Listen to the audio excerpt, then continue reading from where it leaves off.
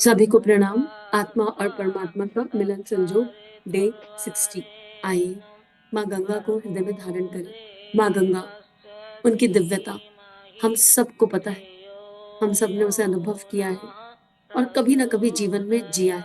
अपने जीवन के उस एक पल को स्मरण कीजिए जब आपने माँ गंगा में उनके तत्व को जानते समझते हुए पहली डुबकी लगाई थी। उस अनुभव को अपनी अंतरात्मा में धारण कीजिए और अगर किसी कारणवश आज तक आपको माँ गंगा का सानिध्य नहीं प्राप्त हुआ तो माँ गंगा से पुकार लगाइए और भावना कीजिए कि इसी पल भगीरथी गंगा भगवान शिव की जटाओं से होती हुई हमारे सहस्त्रार में प्रवेश कर रही है और हमें प्रेम और ज्ञान से नहला रही है। ये दिव्य देव स्वाध्याय गुरुदेव के प्रेम की दिव्य गंगा ही है। इससे आत्मा का अध्ययन हो रहा है। इदम श्री सद्गुरुवे नमः के भाव के साथ माँ गंगा का ध्यान करते हुए, गंगा के दिव्य तट का ध्यान करते हुए इस स्वाध्याय को आगे बढ़ाते हैं। पिछले स्वाध्याय में गुरुदेव ने बताया और समझाया कि हम प्राचीन काल से कंपेयर नहीं कर सकते। अगर हम आज नेगेटिव सोचते हैं तो क्योंकि चारों ओर कली काल है तो उसका प्रभाव बहुत ज्यादा हो जाएगा। और पहले क्योंकि सतयुग था तो नेगेटिव एनर्जीज का बोलबाला नहीं था। सतयुग था, लोगों की सोच सात्विक थी, अच्छी थी, विकार कम थे, जो लोअर इमोशंस है वो कम थे और उसमें भी ईर्ष्या, क्रोध, घृणा, ये सारे इमोशंस बहुत कम थे। लेकिन अब तो फिर भाई भाई का शत्रु हुआ जा रहा है। अब तो हमें पता ही नहीं कि कौन किसका शत्रु है। एक घर में 10 लोग रह रहे हैं पर आपस में मनमुटाव बहुत ज्यादा है। ऐसे में सात्विकता भीतर है, सतयुग भीतर है। तो हमको सतयुगी एनर्जी पर फोकस करना पड़ेगा पूर्ण रूपेण, ताकि हम अपना और अपनों का सुधार कर सकें। और जब हम सतयुगी ऊर्जा पे फोकस करेंगे तो वो कैसे होगा? आत्मबोध के माध्यम से। और आत्मबोध का गुरुदेव ने पिछले स्वाध्याय में पूरा चित्रण किया। अब इसी में गुरुदेव कह रहे हैं, आगे बता रहे हैं, आत्मबोध की पहली सीढ़ी यह है कि लोक चिंतन की अवांछनीयता को समझा जाए और अपनी अब तक की ढर्रे पर लुढ़कती हुई मान्यताओं के औचित्य को अस्वीकार किया जाए। कायाकल्प में पुराना शरीर छोड़ना पड़ता है और नया ग्रहण करना पड़ता है। विवाह होने पर वधु पितृगृह छोड़ती है और साथ ही साथ अब तक का स्वभाव अभ्यास भी।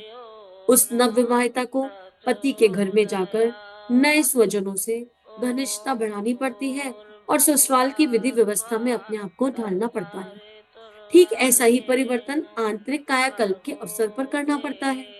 आत्मबोध एक प्रकार से अंधकार परित्याग कर प्रकाश का वर्ण करना है। अब तक देह के सुखों के लिए जीते आए और अब आत्मा के सुख के लिए जीने का प्रयास कर रहे हैं। तो देह के सुख के लिए जो कुछ भी जिया वो तो मिथ्या निकला, तो उसको त्यागना ही पड़ेगा ना। अब तो आत्मा से विवाह हो रहा है, आत्मा का परमात्मा से मिलन संजोग। इसका अर्थ क्या है? इसका अर्थ यह है कि बूंद समुद्र में पूर्ण रूपेण विलय हो रही है। जैसे एक नववधु जब नई नई जाती है तो घबराती है ससुराल में, और 10 साल बाद, 5 साल बाद उसी का वर्चस्व होता है, वो उसी का घर हो जाता है, उसे पता ही नहीं चलता कब उसका घर बन गया। लेकिन उसमें उसके एफर्ट्स लगते हैं और अगर वो एफर्ट सही दिशा में ना हो तो कलेश होता रहता है ना। तो अगर हम चाहते हैं कि आत्मा का परमात्मा से मिलन संजोग हो और अब हम आत्मा के सुखों के लिए जीवन जीना चाहते हैं, तो अब तक जो जिया उस चिंतन को, उस अवांछनीयता को हटाना होगा। और वो अवांछनीयता हमको सोशल फोल्डर से मिल गई है। कुछ सोशल फोल्डर से मिली, कुछ अपने चित्त की वृत्तियां थी, कुछ परिवार का फोल्डर हो गया, कहीं कहीं से मिली है। तो हमको ये दोष भी नहीं देना कि मेरे परिवार वालों ने मुझे ये नहीं सिखाया, समाज ने ये नहीं बताया, इसने ये नहीं किया, उसने वो नहीं किया। अब इस क्षण किसने क्या नहीं किया पे चिंतन नहीं करेंगे, पर जो मिलना है वो इस क्षण मिल गया ना। अब तो हमको पता है कि हमको क्या करने योग्य है। तो जिस क्षण ये पता चल जाए क्या करने योग्य है, उस क्षण से अपनी केचुली उतार दो। तो अब हम इस देह रूपी मिथ्या केचुली को उतार देंगे। देह एज इट इज बनी रहेगी और इसमें क्या पहनेंगे? हम इसमें प्रेम की दिव्य दुशाला ओढ़ लेंगे। प्रेम का एक दिव्य, अगर आपको गाउन पसंद है तो आप गाउन पहन लो, आपको शॉल पसंद है तो आप शॉल पहन लो, आप प्रेम की कुर्ती लेगिंग बना के पहन लो, आप प्रेम की जीन्स टी शर्ट पहन लो। आप विजुलाइज कर लो, आपको प्रेम से बना हुआ वस्त्र पहनना है इस देह पर, या इतना दिव्य कवच पहनना है कि प्रेम से बना हुआ है। अब सब कुछ प्रेम से बना हुआ है और पंच इंद्रियां तो प्रेम में हो ही चुकी है। पंच इंद्रियों की तो कोई बात नहीं, तो त्वचा तो अपने आप प्रेम में हो गई, आंख नाक कान सब प्रेम में हो गए। तो अब हम ये नया जो है चोगा पहन रहे हैं, दिव्य चोगा पहन रहे हैं। उससे क्या होगा? एडजस्टमेंट आसान हो जाएगा इस यात्रा पर। जैसे नवविवाहिता को शुरू में दिक्कत होती है, तो होगी, हमको भी होगी। देह भाव से जीवन जीते आए, आत्म भाव में जिएंगे तो परेशानी आएगी। और फिर पुराना कचरा बाहर निकलेगा, पुरानी सफाइयां होंगी, दिवाली की सफाई की जैसे एकदम क्रांति हो जाएगी अंदर। अब इस क्रांति को सहने में क्या होगा, कार्मिक भी सॉल्व होंगे, तो बहुत उथल पुथल मचेगी। पर अगर हमने अपने गुरु को माना है, अपने गुरु पर श्रद्धा विश्वास हमारा पक्का है और हम शरणागति के भाव से चल रहे हैं, तो यकीन मानिए वो गुरु गोदी में उठाकर यात्रा करा लेगा। ये यात्रा स्वयं से संभव नहीं है, स्वयं से तो हम केवल हाँ कह सकते हैं कि हाँ, अब हम आत्म भाव में जीवन जीना चाहते हैं, अब हम आत्मा के सुखों के लिए जीवन जीना चाहते हैं। बस अगर आप दिल से ये सच्ची में चाहते हैं, तो यात्रा तो कोई शक्ति करा के ले जाएगी। बस उनका कहना मानो। तो मन ही मन धराइए, हाँ, हम आत्मभाव से जीवन जीना चाहते हैं, हमारी जागृति हो गई है, अब हम आत्मा के सुखों के लिए जीवन जिएंगे।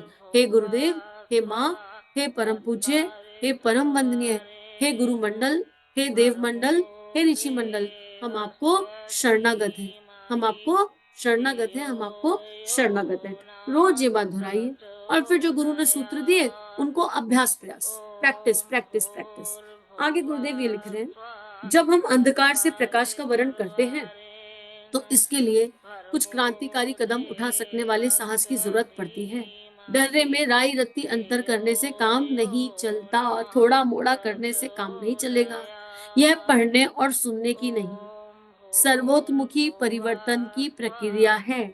यह पढ़ने और सुनने की नहीं, सर्वोत्मुखी मतलब हर तरीके से हमारे जितने भी मुख हैं, हमारे जितने भी द्वार हैं, जब गुरुदेव कह रहे हैं सर्वोत्मुखी, इस देह में 6-7 द्वार है ना, ये सारे द्वार भीतर की ओर हो जाए। अगर देह माना तो फिर ये द्वार गंदगी निकाल रहे, कुछ भी नहीं कर रहे। गुरुदेव ने बताया था कि जब देह मान के जियोगे तो गंदगी निकाल रहे सारे द्वार। लेकिन जब हम आत्म भाव में स्थित हो जाएंगे, तो हम इन्हीं द्वारों से दिव्यता ग्रहण करेंगे। हम इस हम त्वचा से सांस लेंगे, हम नाक से सांस लेंगे, आंख से दिव्य देखेंगे, हर द्वार से हम दिव्यता को ग्रहण करेंगे। तो हमारे सारे जितने भी द्वार हैं ये पूरे ट्रांसफॉर्म हो जाएंगे, और ये इसकी प्रक्रिया है। आसानी से तो होगा नहीं। अब जीव है, उसे है खाने की आदत, क्या करे फिर, आसानी से ना हो पाएगा।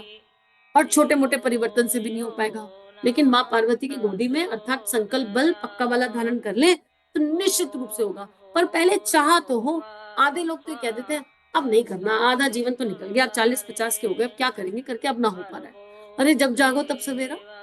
अगर मान लो उम्र 61 साल की उम्र लेकर आए हो फॉर एग्जाम्पल, और 60 साल में पता चल गया कि ये करने योग्य है, तो 1 साल है, बहुत होता है 1 साल। इस 1 साल तो अभ्यास प्रयास कर सकते हैं।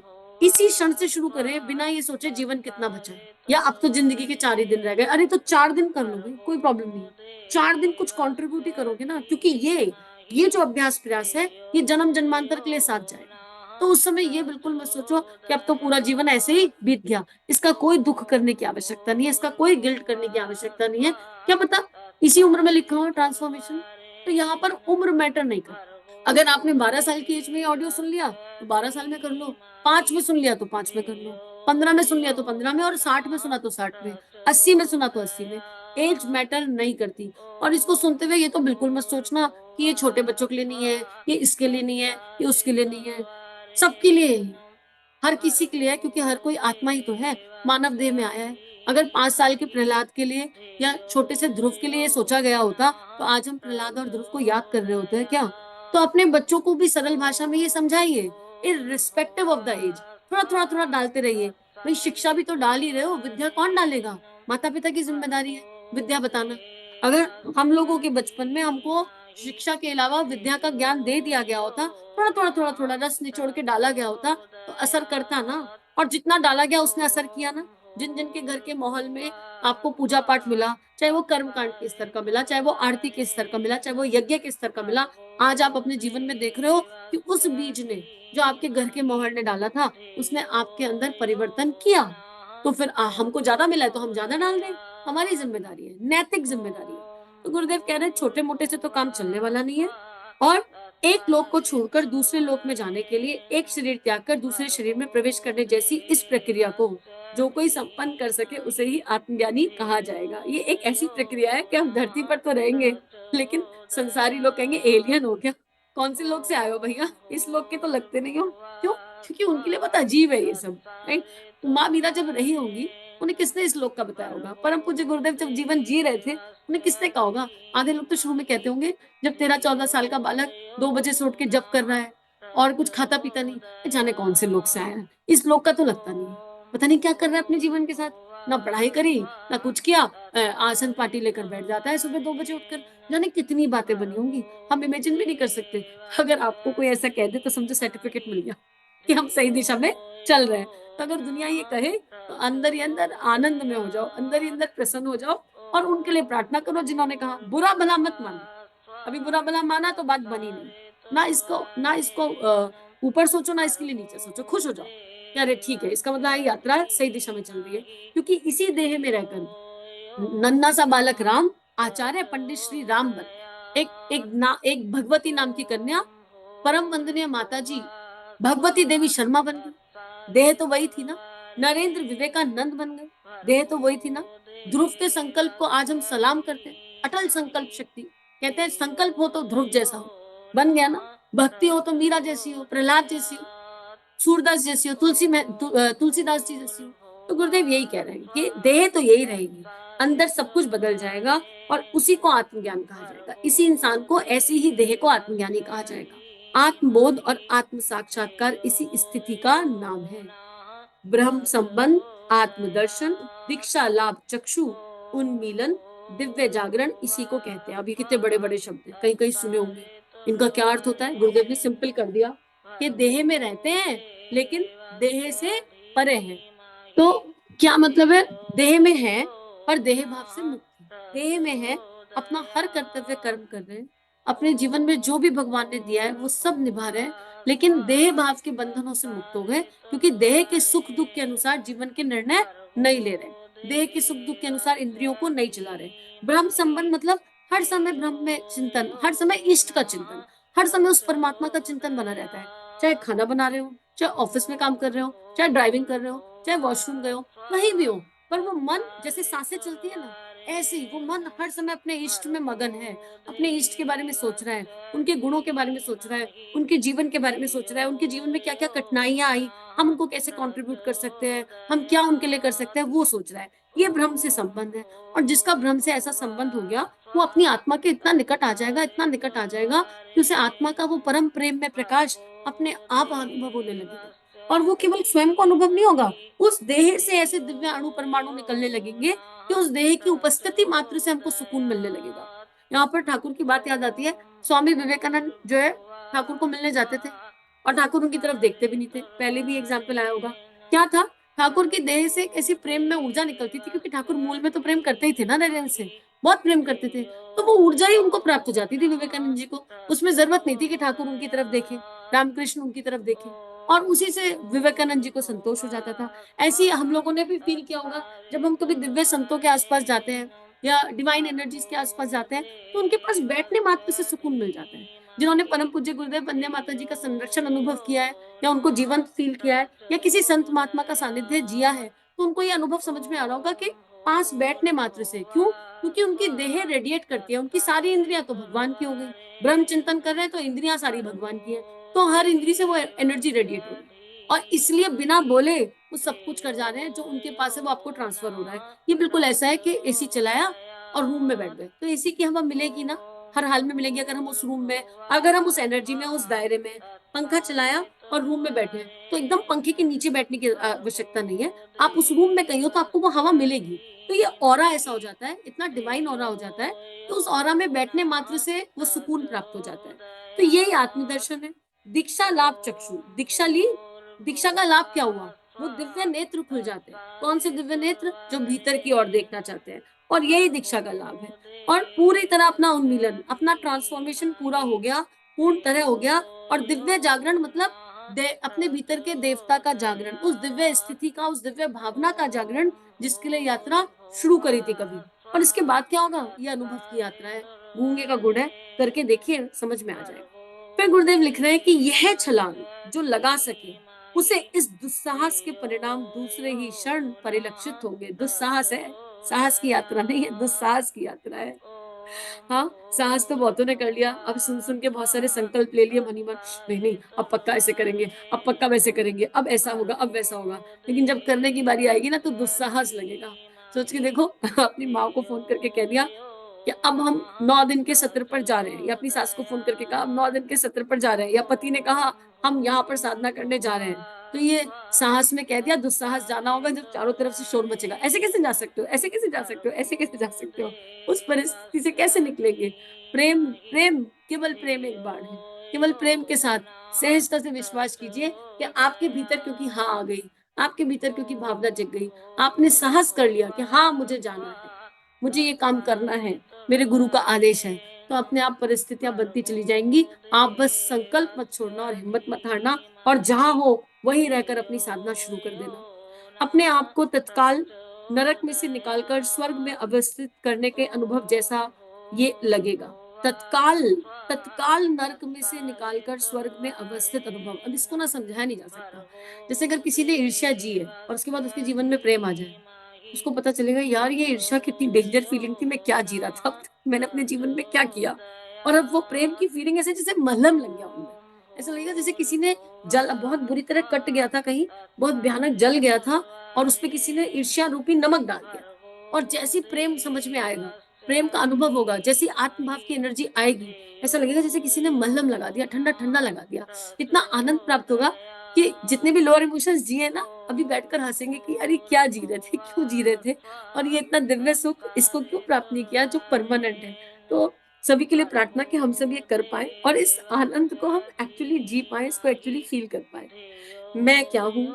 इस प्रश्न का समाधान इतना बड़ा लाभ है कि उस पर समस्त संसार की समग्र संपदाओं को न्यछावर किया जा सकता है। हाँ, ये बात सच है। मैं क्या हूँ अनुभव हो गया, तो इस संसार में इसके बाद ना कुछ जानने योग्य नहीं।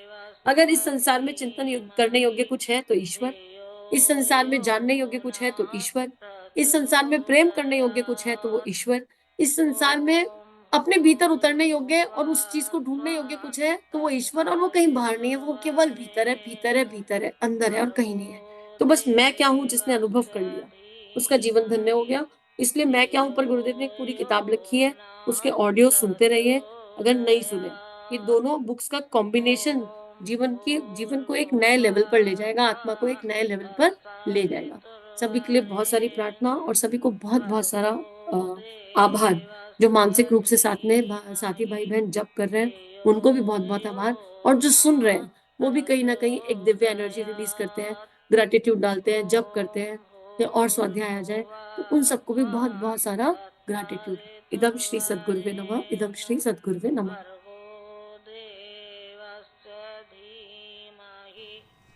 हमारे YouTube चैनल को सब्सक्राइब कीजिए और बेल आइकन पर क्लिक कीजिए ताकि आने वाली सभी वीडियो की नोटिफिकेशन आपको मिलती रहे। आप सभी को बहुत बहुत थैंक यू।